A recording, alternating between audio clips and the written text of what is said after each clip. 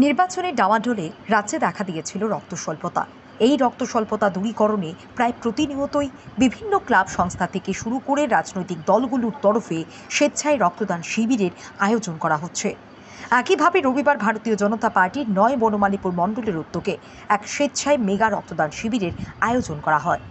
এদিন প্রদীপ প্রজ্বলনের মাধ্যমে উক্ত শিবিরে উদ্বোধন করেন বিজেপি প্রদেশ সভাপতি রাজীব ভট্টাচার্য, মেয়র দীপক মজুমদার সহ অন্যান্যরা। এদিনের এই শিবিরে প্রায় ১৬০ জন রক্তদাতা রক্তদান করেন। উক্ত অনুষ্ঠানে বক্তব্য রাখতে গিয়ে বিজেপি প্রদেশ সভাপতি রাজীব ভট্টাচার্য বললেন, ভারতীয় জনতা পার্টি শুধুমাত্র ক্ষমতার জন্য কাজ করে না। এই দলের মূল উদ্দেশ্য হল সমাজ পরিবর্তন করা এবং মানুষের জন্য কাজ করা।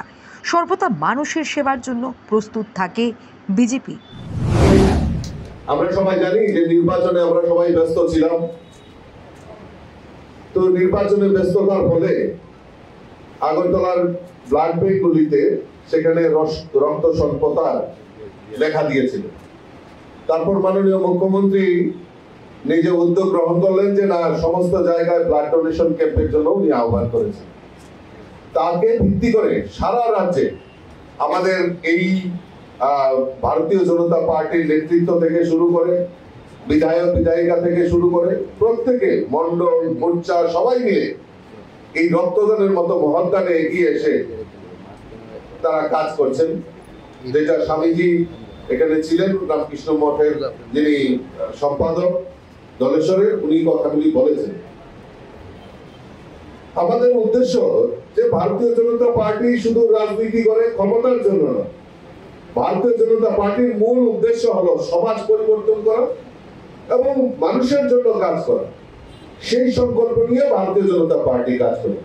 কাজেই আমাদের ভারতীয় জনতা পার্টির সৈনিকরা সবসময় সদা প্রস্তুত থাকে যে কোন জায়গায় আমরা সেবার জন্য আমরা প্রস্তুত এবং সেবার জন্য তারা নিজেকে উৎসাহ করার জন্য, উৎসর্গ করার জন্য তারা আনন্দের সহিত এগিয়ে আসে।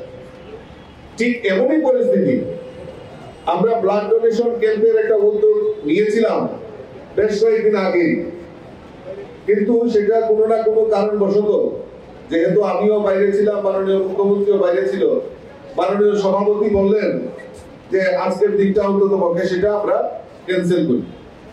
কিন্তু ওনার মনের মধ্যে একটা শঙ্কা এবং নয় বনমালীপুরের আরো কার্যকর্তারা তাদের মধ্যে একটা উৎসাহ দেখে আমি খুব আপ্লুত হয়েছি। খালি বারবার বলছে যে দাদা ব্লাড ব্যাংকটা কবে করবে, দাদা ব্লাড ব্যাংকটা কবে করবো, আমরা কবে উদ্যোগ নেব।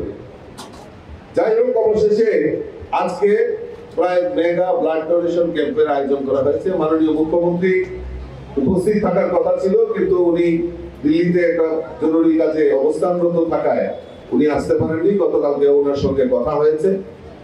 আমি ধন্যবাদ জানাই বনমালীপুরের কার্যকর্তা এবং মন্ডল সভাপতি, মন্ডলের যারা পদাধিকারী, যারা আজকের এই ব্লাড ডোনেশন ক্যাম্পকে সর্বাঙ্গীন সার্থক করার জন্য যারা এগিয়ে এসেছেন, আমি আপনাদেরকে অসংখ্য ধন্যবাদ জানাচ্ছি।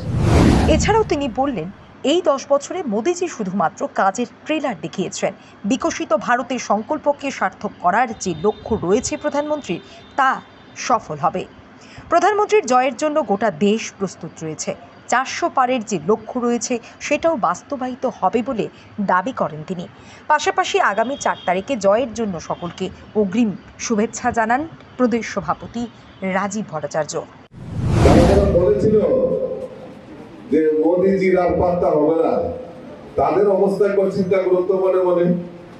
আমার সাংবাদিক বন্ধুরা আমার ঢোকার সঙ্গে সঙ্গেই বলছেন, আমি বলছিলাম তাদের থেকে একটা ইন্টারভিউ নেওয়ার জন্য, ওরা বলছেন যে ওদের এখন খুঁজে পাওয়া যায় না। সব জায়গায় কেউ তালা বন্ধ করে দিয়েছেন, কেউ মোবাইলের সুইচ অফ করে দিয়েছেন।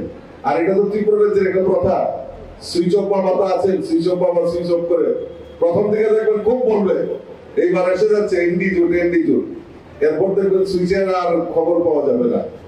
কাজেই 9 বনমালীপুর তৈরি, সারা ত্রিপুরা রাজ্য, সারা ভারতবর্ষের মানুষ তৈরি হয়ে গেছে। কারণ আমাদের দেশের যশস্বী প্রধানমন্ত্রীর যে লক্ষ্য, আমরা গতকালকে প্রেডিকশনে আমাকে কয়েকটা ইন্টারভিউ নিয়েছে সাংবাদিকরা, বলছে যে মোদিজি তো ট্রেলার দেখিয়েছে এই 10 বছরে, আর আসল কাজ শুরু হবে এখন। আর সেই ভারতবর্ষের বিকশিত জায়গায় মোদীজি পৌঁছে দেবে, সেই সংকল্পকে সার্থক করার জন্য এখন হয়তো 360-70 এরকম দেখাচ্ছে, 4 তারিখ আস্তে আস্তে সেটা 400 পার হয়ে যাবে। সেইভাবে আমরা কাজ করব, আর সেই উৎসাহ উদ্দীপনার সঙ্গে 4 তারিখে আমরা হোলি খেলবো। সবাইকে অগ্রিম শুভেচ্ছা অভিনন্দন জানিয়ে আমার কথা বলা শেষ করলাম। ভারত মাতা কি জয়, বিজেপি জিন্দাবাদ, নয় বনমালীপুর মন্ডল জিন্দাবাদ।